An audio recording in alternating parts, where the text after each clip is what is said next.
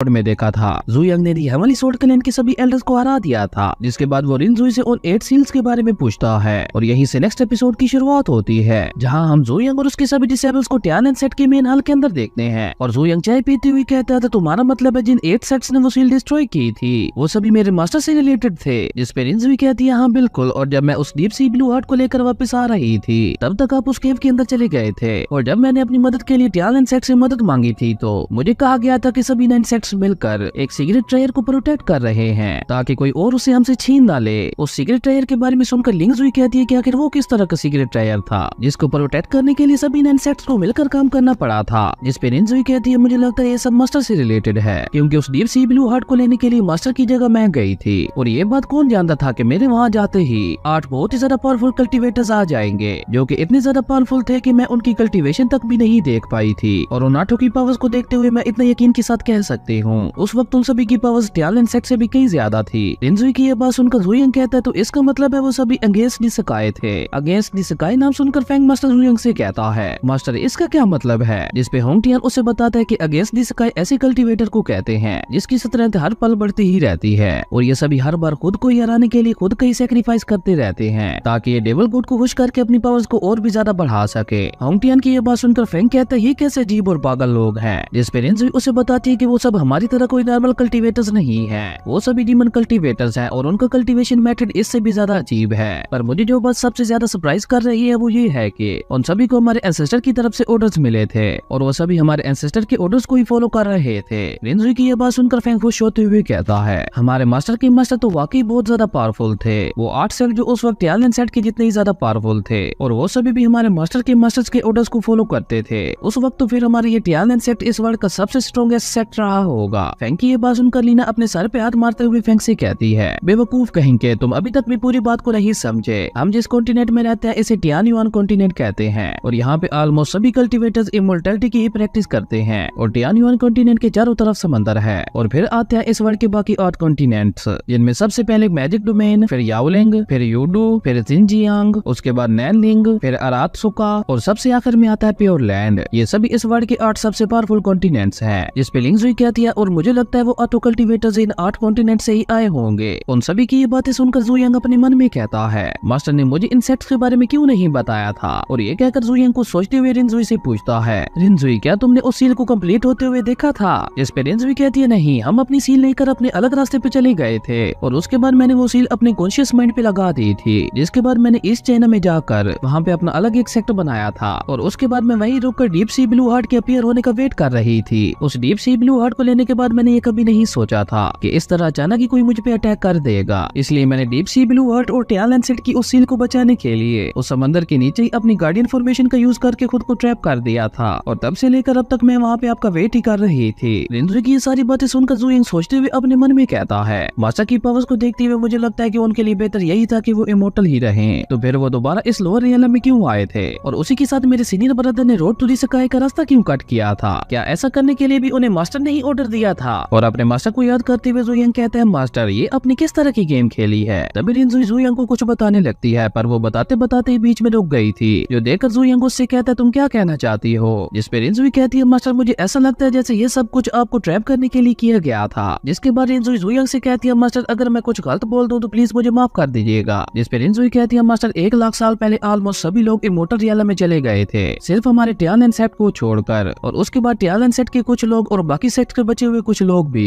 Immortal realm में चले गए थे, और इस वर्ल्ड में बाकी सिर्फ वही लोग रह गए थे जो आपसे रिलेटेड थे। और इससे आगे रिनजुई कुछ कह पाती उससे पहले जू यंग कहता नहीं, ऐसा कुछ नहीं है। जिस पे रिनजुई कहती है, तो मास्टर आप फिर इमोर्टल रियलम में क्यों नहीं जा पाए? और रिनजुई इससे आगे कुछ कह पाती उससे पहले ही जू यंग ने उसे अपने हाथ के इशारे से रोक दिया था, और वो रिनजुई से कहता है, मैं जानता हूँ तुम मेरे मास्टर पे शक कर रही हो, पर मेरी एक बात हमेशा याद रखना, चाहे कुछ भी हो जाए, लेकिन मेरे मास्टर कभी भी मुझे नुकसान पहुंचाने के बारे में नहीं सोचेंगे। जिस पे लीना कहती है, ओ तो ऐसी बात है, पर मास्टर अगर हम आपको आपके ब्रदर के साथ कंपेयर करें तो आप दोनों में से कौन ज्यादा पावरफुल था? जिस पे जू यंग उन्हें बताता है कि जब मैं 10 साल का था तब मेरे ब्रदर ने मुझे अपने सिर्फ आधे ही अटैक में हरा दिया था, लेकिन उसके 10 सालों बाद जब दोबारा हम दोनों के दरमियान फाइट हुई थी तब हमारे दरमियान टाई हुआ था। जू यंग की ये बात सुनकर वहाँ पे खड़े उसके सभी डिसेबल्स बहुत ही ज्यादा हैरान हो गए थे, और फैंग एक्साइटेड होते हुए जू यंग से पूछता है, मास्टर आपने उन 10 सालों में कौन सी कल्टीवेशन प्रैक्टिस की थी? जिस पे जू यंग उन्हें बताता है कि मैं पैदा ही इस तरह से हुआ हूँ कि मुझे कल्टीवेट करने की कोई भी जरूरत नहीं पड़ती, मेरी पावर्स खुद ब खुद ही बढ़ती रहती हैं। बस मेरे साथ सिर्फ एक ही प्रॉब्लम है कि मैं अभी तक नेक्स्ट रियल में ब्रेक थ्रू नहीं कर पा रहा। जुयांग की ये बात सुनकर फेंग हैरान होते हुए कहता है,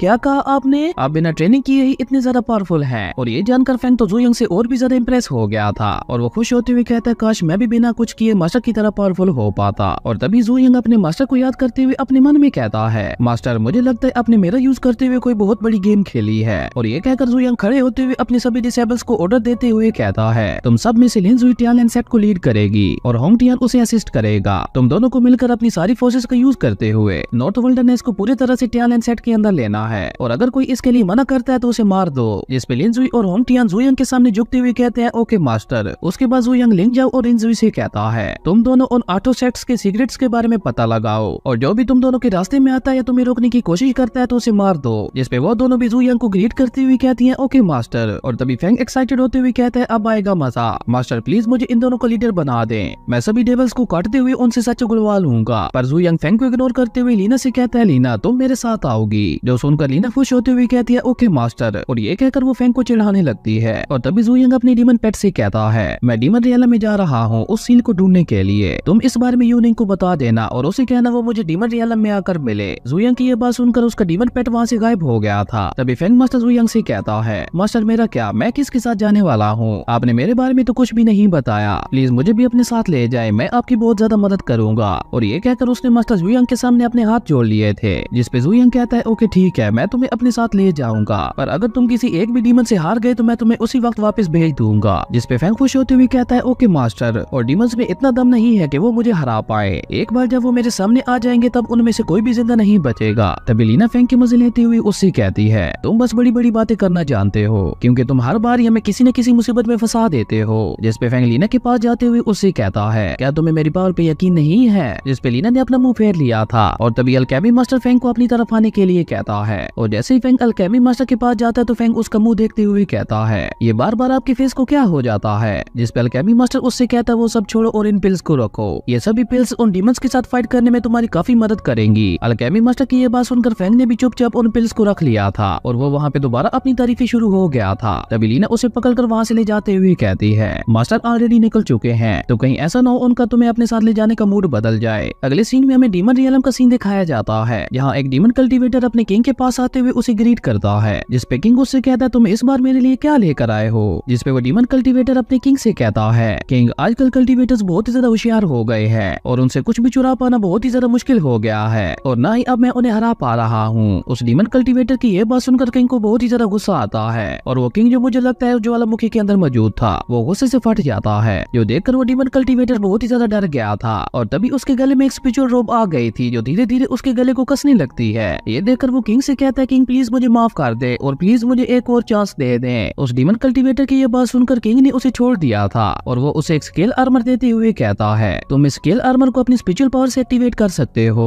और इस स्केल आर्मर का यूज करते हुए तुम किसी भी पावरफुल कल्टीवेटर को आसानी से हरा सकते हो। तुम्हारे पास सिर्फ 3 दिन है उन सभी कल्टीवेटर्स को पकड़ने के लिए, पर अगर तुम ऐसा नहीं कर पाए तो इस बार मैं तुम्हें जिंदा नहीं छोड़ूंगा। किंग की ये बात सुनकर वो डीमन कल्टीवेटर डरते हुए चुपचाप वहाँ से चला गया था और इसी के साथ हमारा ये एपिसोड यहीं पे खत्म हो जाता है। अगर आपको ये वीडियो अच्छी लगी तो लाइक कर दें और अगर चैनल पे नए आए तो सब्सक्राइब करते जाना। तो मिलते हैं एक न्यू वीडियो में, तब तक के लिए बाय।